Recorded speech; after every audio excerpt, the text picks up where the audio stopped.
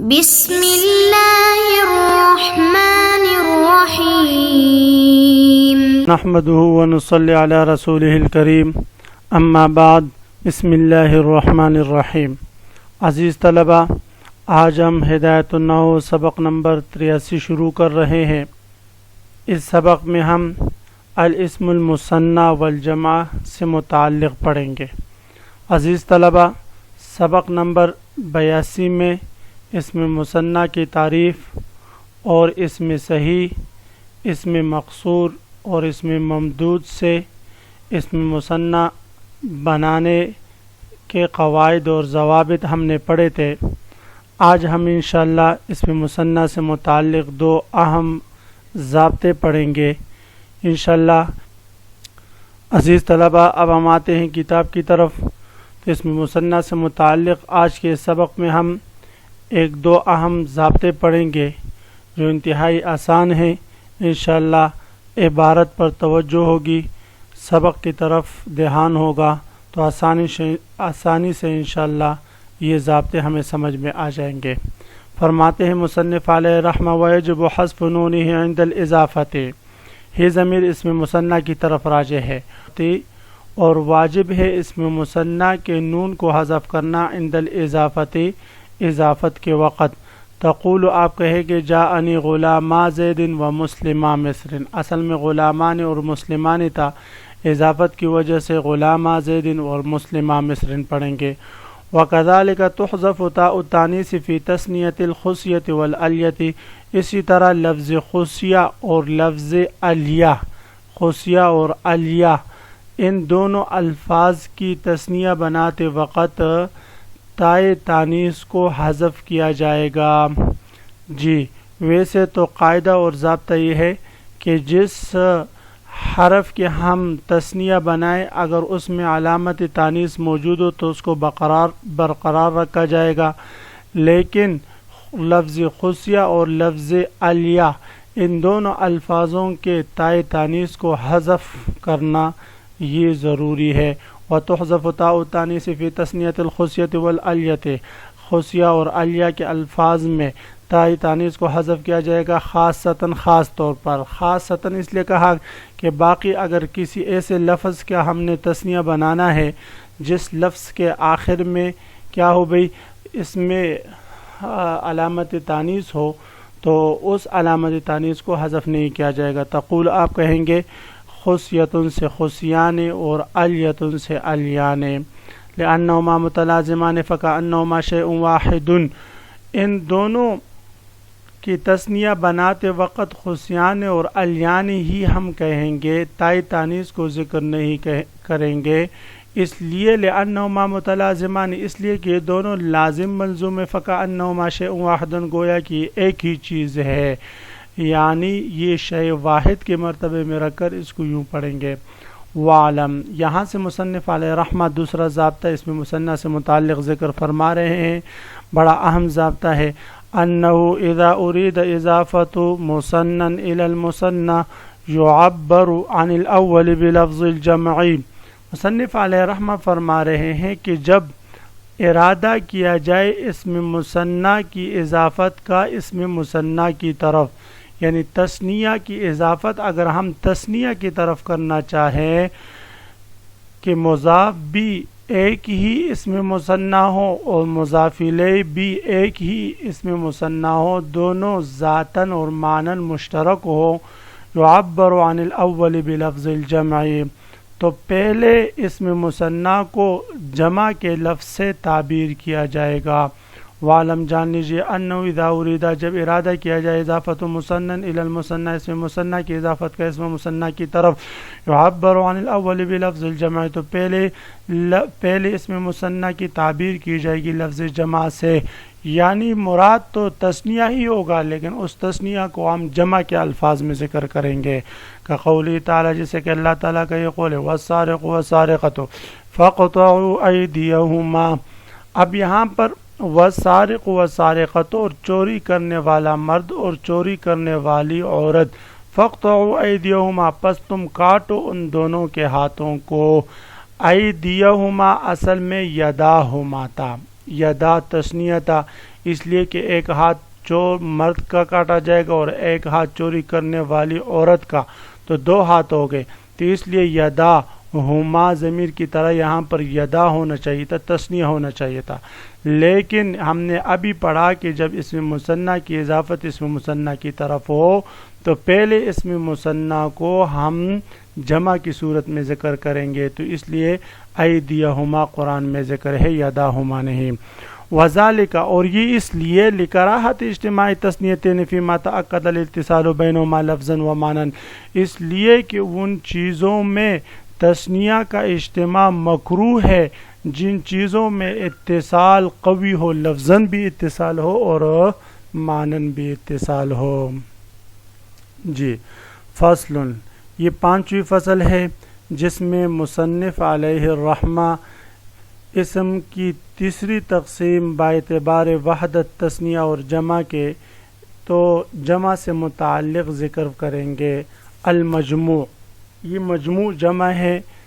جمع کی مجموع، اسم المجموع کی تعریف مصنف علیہ رحمہ فرماتے ہیں، اسم دل علی احاد مقصودۃ بحروف مفردۃ بتغیر ما،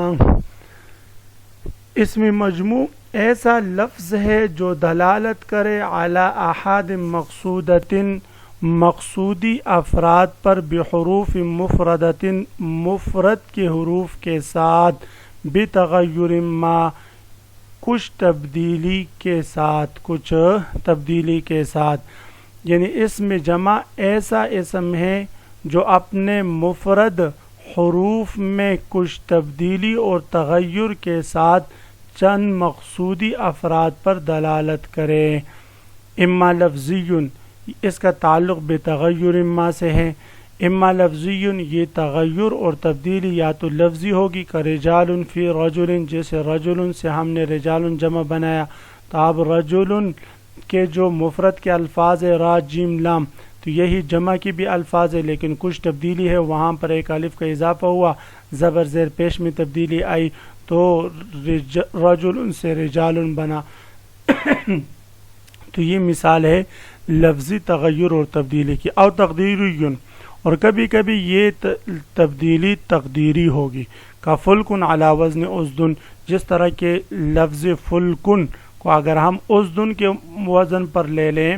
تو اس صورت میں یہ جمع کے لیے ہوگا اور اس کا معنی ہوگا بہت ساری کشتیاں۔ فإن مفردہ ایضا فلکن، اور اس کا جو مفرد ہے وہ بھی فلکن ہی کے وزن پر آتا ہے، لیکن اس صورت میں فلکن بروزن قفل کے ہوگا۔ جی، فلکن علی وزن اسدن فإن مفردہ ایضا فلکن لیکنہ علی وزن قفل، لیکن وہ قفل کے وزن پر ہے۔ فقوم ورہت، اب یہاں سے مصنف علیہ رحمہ نے فرمایا کہ اسم دل علی احاد مقصودۃ بحروف مفردۃ، یعنی جو اپنے مفرد حروف کے ساتھ، یعنی ایسے مفرد حروف جن میں کچھ تبدیلی ہوئی ہو، ان کے ساتھ مل کر چند مقصودی افراد پر دلالت کرے، اس کو اسم جمع کہتے ہیں۔ پس قوم و رہتن اس سے نکل جائیں گے، اس لیے کہ قوم و رہتن یہ مفرد کے حروف رکھتے ہی نہیں، یہ تو چند افراد پر، کئی افراد پر دلالت کرتا ہے، لیکن یہ ہے کہ اس کے مفرد کے الفاظ جو ہے وہ موجود نہیں، اس لیے یہ جمع نہیں ہوگا، اس میں جمع اس کو ہم کہیں گے، اس میں جمع۔ فقوم ورہت، پس قوم و رہت و نحوی، اور جیسے دیگر الفاظ جیسے بقر ہے، ابل ہے، غنم ہے، خیل ہے وغیرہ ذالک۔ وَإِن دَلَّ عَلَىٰ أَحَادٍ، اگرچہ یہ آحاد پر، افراد پر دلالت کرتے ہیں، لیکن ليس بجمع، لیکن اس کو اسم الجمع نہیں کہیں گے، اذ لا مفرد له، اس لیے کہ ان کے مفرد موجود نہیں۔ ثم الجمع علی قسمین، اب یہاں سے مصنف علیہ رحمہ جمع کی تقسیم کر رہے ہیں۔ ثم الجمع علی قسمین، پھر جمع کی 2 قسمیں ہیں، جمع مصحح اور دوسری قسم ہے جمع مکسر۔ جمع مصحح اس جمع کو کہتے ہیں، ہوا ما لم یتغیر بناء واحدہ، جس میں واحد کی بنا میں کچھ تبدیلی واقع نہ ہوئی ہو۔ ہم نے کہا تھا کہ مفرد کے حروف میں کچھ تبدیلی کے ساتھ چند مقصودی افراد پر دلالت کرنے والے کو جمع کہتے ہیں، تو مفرد میں یہ تبدیلی کبھی کبھی ایسی ہوگی کہ مفرد اپنے گزشتہ وزن پر برقرار رہے گا جمع میں، مثلا مسلم سے مسلمون، اب مسلمون یہ جمع مصحح ہے، اور جمع مصحح اس لیے ہے کہ اس کا جو مفرد ہے مسلمون، اس کا وزن اس جمع میں برقرار ہے۔ تو جس جمع میں لم یتغیر بنا واحد ہی، اس جمع کی مفرد کی بنا میں تبدیلی نہ آئی ہو، وزن میں تبدیلی نہ آئی ہو، اس کو ہم جمع مصحح کہیں گے۔ اور مکسر، اور دوسری قسم جمع مکسر ہے، ہوا ما یتغیر بنا واحد ہی، اس جمع مکسر اس کو کہتے ہیں جس میں واحد کی بنا برقرار نہ رہی ہو، جس میں واحد کی بنا تبدیل ہو جائے اور واحد کی بنا گزشتہ وزن پر برقرار نہ رہے۔ مثلا رجل سے ہم نے رجال بنایا، تو اب رجل فعال کے وزن پر ہے، رجال فعال کے وزن پر ہے، تو جو مفرد کا وزن تھا اب وہ جمع میں موجود نہیں، اس کو جمع مکسر کہیں گے۔